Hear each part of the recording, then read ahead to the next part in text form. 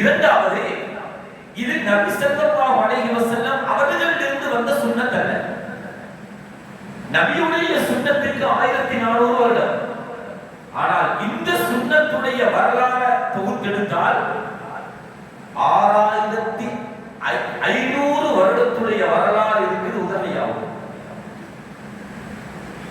இது எவ்வளவு காலமுடைய அவர்டா 6500 வருடம் இந்த உதகையாவுடைய ஹிஸ்டரி வரலாறு ஒதுக்கப்பட்டிருக்கிறது. நான் சுருக்கமாக இன்ஷா அல்லாஹ் முன்வைக்கிறேன். அதுல முதலாவது ஆதம் அலைஹிஸ்ஸலாம். ஆதம் அலைஹிஸ்ஸலாத்துடைய ஒவ்வொரு உதஹியாவுடைய காலத்திலேயும் ஹஜ் பெருநாளுடைய காலத்திலேயும் ஆதம் அலைஹிஸ்ஸலாத்துடைய மகன்மாருடைய சம்பவம் சொல்லப்படும்.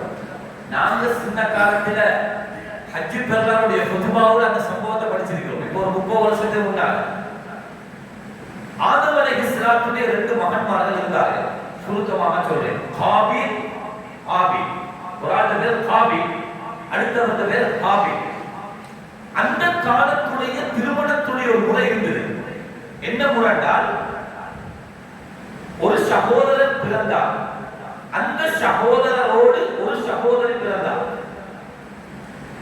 இரண்டாவது பிரசவத்தில் ஒரு சகோதரன் ஒரு சகோதரி பிறந்தால் மாற்று திருமணம் நடக்கும். முந்தைய சகோதரனும் இரண்டாவது பிறந்த சகோதரியும் இப்படி மாற்று திருமணம் அந்த காலத்தில் இருந்தது. இது ஆதம் அலைஹிஸ்ஸலாத்துடைய காலம். வரலாறு சொல்லுது, நபி அவர்களுடைய காலத்திற்கும் அதற்கு ஆதம் அலைஹிஸ்ஸலாத்துடைய காலத்திற்கும் மத்தியில் 10000 வருஷம் தான் இந்த உலகத்துடைய தோற்றம் காலங்களை வச்சு. அப்ப ஆதம் அலைஹிஸ்ஸலாத்துடைய தோற்றத்தை வச்சு அந்த உலகத்தை கணிக்கிற உலகம் அல்லாஹ் எப்ப படைச்சானோ அல்லாஹ் அஅலம். ஆனா ஆதம் அலைஹிஸ்ஸலாத்தில் இருந்து கணக்கெடுத்தால் ஒரு 10000 வருஷத்துடைய ஒரு கெடு இருக்குது. சரி, இப்படி ஒரு திருமணம் அந்த காலத்தில் அறிமுகம் செய்யப்பட்டவுடன் காபீல் என்று சொல்லக்கூடியவரோடு பிறந்த சகோதரியை யார் முடிக்கணும்? காபீல் தான் முடிக்கணும். ஆனா காபீல் சொன்னார், என்னோடு பிறந்த சகோதரியை நான் முடிப்பேன். அவள் அழகானவள். அவருடைய பெயர் தீமா என்ற ஒரு பெயரும் பதிவு செய்யப்பட்டிருக்கிறது. வேறொரு பெயரும் வந்திருக்கிறது கிதாபுல. அந்த பெண்ணை தான் நான் முடிப்பேன் என்றார். அவர் சொன்னார், அப்படியே என்னோடு பிறந்த சகோதரிய நீ முடிக்கணும், உன்னோடு பிறந்த சகோதரி நான் முடிக்கணும். இந்த பிரச்சனை வந்த உடனே காபீல் சொன்னாரு, ஹாபிலை பார்த்து, தன்னை சொந்த சகோதரனை பார்த்து, நான் உன்னை கொலை செய்வேன் என்றார். உலகத்தில் பாதிக்கப்பட்ட கொலையுடைய முதலாவது வார்த்தை தான். இதற்கு முன்னால உலகத்தில் கொலை நடக்கவே இல்லை மனிதர்களுக்கு மத்தியில். அவர் என்ன வார்த்தை பாவிச்சார்? காலல அக்துலன்ன, நிச்சயமாக நான் உன்னை கொலை செய்வேன். காபீலை விட ஹாபீல் கொலை செய்யப்பட இருந்தவரை அவர் தக்வாவோட கூடினவர். அவர் சொன்னார், இன்னமா யதகப்பலுல்லாஹு மினல் முத்தகீன், அல்லாஹ் தக்வா உள்ளவர்களை கபூல் செய்வான்.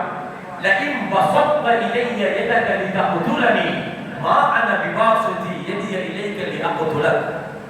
என்னை கொலை செய்ய நீ உன்னுடைய கையை நீட்டினாலோ உனக்கு எதிராக நான் ஆயுதம் தூக்க மாட்டேன் என்றார். இப்படி எல்லாம் சொல்ல காபீல் என்ன செஞ்சார்? தன்னை சொந்த சகோதரனை கொலை செஞ்சார்.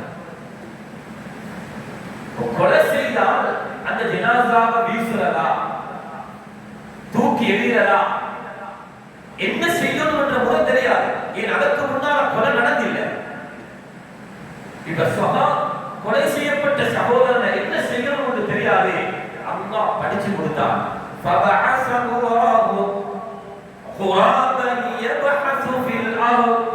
ஒரு காகத்தை அனுப்பினான். அது இன்னொரு காகத்தை கொலை செய்தது.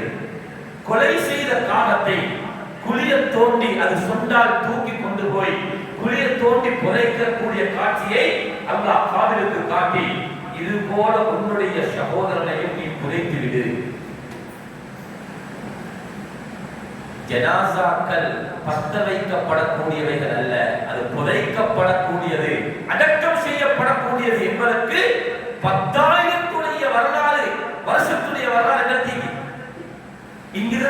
ஒவ்வொரு ஜனாசாக்களும் அது அடக்கம் செய்யப்படத்தான் வேண்டும் என்ற ஆதாரம் கூட அங்கிருந்து பெறப்படுகிறது. இப்ப சகோதரனை கொலை செஞ்சிட்டான். ஹதீஸ்ல வருகிறது, உலகம் அழியும் வரைக்கும் எத்தனை கோடி கொலை ஒவ்வொரு நாளும் கொலை நடக்குது. இலங்கையில நடக்குது, பலஸ்தீன். உலகம் அழியும் வரைக்கும் எத்தனை கோடி கொலை நடக்குமோ அத்துணை கோடி கொலையுடைய பாவத்தின் ஒரு பங்கு ஆதம் அலைஹிஸ்ஸலாத்துடைய மகனை போய் சேர்ந்து கொண்டே இருக்கும். புகாரியில் ஹதீஸ். அவர் அவர்தான் முதல் கொலைக்கு காரணமாக இருந்தவர். சரி, இத நிறைவேற்றுவதற்கு தான் அல்லாஹ் குர்பான் கொடுக்க சொன்னான். இதுதான் முதலாவது குர்பான். உதஹியா அந்த பேருடைய அல்ல, குர்பான் அல்லாஹ் கொடுக்க சொன்னான்.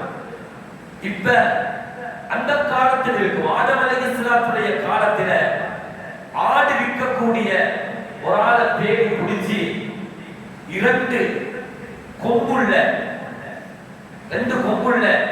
வெள்ளையும் கருப்பும் கலந்த அல்லது சாம்பல் நிறமுள்ள ஒரு ஆட்டை எடுத்து குர்பான் செய்யப்படுகிறது. யாருடைய குர்பான் ஏற்றுக்கொள்ளப்படுகிறோ அவர் நல்லவர், யாருடைய குர்பான் ஏற்றுக்கொள்ளப்படலையோ அவர் மோசமானவர். காபிலுடைய குர்பான் ஏற்றுக்கொள்ளப்படல, ஆபிலுடைய குர்பான் ஏற்றுக்கொள்ளப்பட்டது என்று முடிவு செய்யப்படுகிறது. அப்ப அந்த குர்பான் கொடுத்த ஆட்டை அல்லாஹ் 70 ஹரீஃபா 40 ஹரீஃபா ஹரீஃப் என்றால் எத்தனை வருடம் என்பதுல மாற்று கருத்து இருக்குது. அல்லாஹ் 40 ஹரீஃபுகள் அத சொர்க்கத்துல பாதுகாத்து வச்சிருந்தான். எந்தாட்ட ஆதம் அலைஹிஸ்ஸலாத்துடைய மகன் கொடுத்த அந்த குர்பானை அல்லாஹ் பாதுகாத்து வச்சிருந்தான். அல்லாஹ் சொர்க்கத்தால பாதுகாத்தான். இப்ராஹிம் அலைஹிஸ்ஸலாத்துடைய காலத்தில் ஆதம் அலைஹிஸ்ஸலாத்துக்கும் இப்ராஹிம் அலைஹிஸ்ஸலாத்துக்கும் மத்தியில 3000 வருஷம் வித்தியாசம். 3000 வருடங்களுக்கு பின்னால இப்ராஹிம் அலைஹிஸ்ஸலாம் அவர்களுக்கு அல்லாஹ் ஒரு கனவை காட்டுறான். அந்த கனவுல தன்னுடைய மகனை அறுத்து பலியிட வேண்டும் என்ற கனவு காணப்படுகிறது. அல்பஹுக இன்னி அரா ஃபில் மனாமி அன்னி அல்பஹுக ஃபன்துர் மாதா தரா. மகனே, உன்னை அறுத்து பலியிட நான் கனவு கண்டிருக்கிறேன், உன்னோட அபிப்பிராயம் என்ன? அதற்கு இஸ்மாயில் அலைஹிஸ்ஸலாம் சொன்னாரு, ஃபன்துர் மாதா தரா கால யா அபதி இஃஅல் மா துபர்.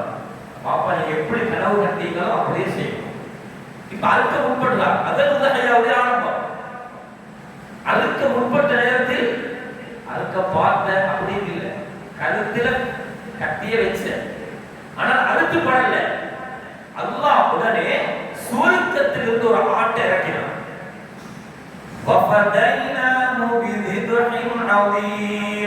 வலுப்பமான ஒரு விபகை, ஒரு அறுப்பை நாங்கள் அவர்களுக்கு கொடுத்தோம். சுவர்க்கத்தில் நம்ம ஒரு ஆட்டை இறக்கினால் இந்த ஆட்டை குர்பான் கொடுங்கன்னு சொல்லி. அது எந்த ஆடு என்றால் ஆதம் அலைஹிஸ்ஸலாத்துடைய காலத்தில் கொடுக்கப்பட்ட அந்த ஆட்டை 40 ஹரீஃபா அல்லாஹ் 40 ஹரீஃபுகள் சுவர்க்கத்திலே பாதுகாத்து வைத்திருந்தானே அந்த ஆட்டை தான் இறக்கினான். இது எல்லா மதரசாக்களையும் ஓதி கொடுக்கக்கூடிய தஃப்சீர் இப்னு கஸீர்ல இந்த ஷரத்துரம் சஹீஹாக பதிவு செய்யப்பட்டிருக்கிறது. உதஹியாவுடைய வரலாறு. இப்ப அதனால ஒரு கால வரையறைய இமாம்கள் சொல்றாங்க, ஸல்லல்லாஹு அலைஹி வஸல்லம்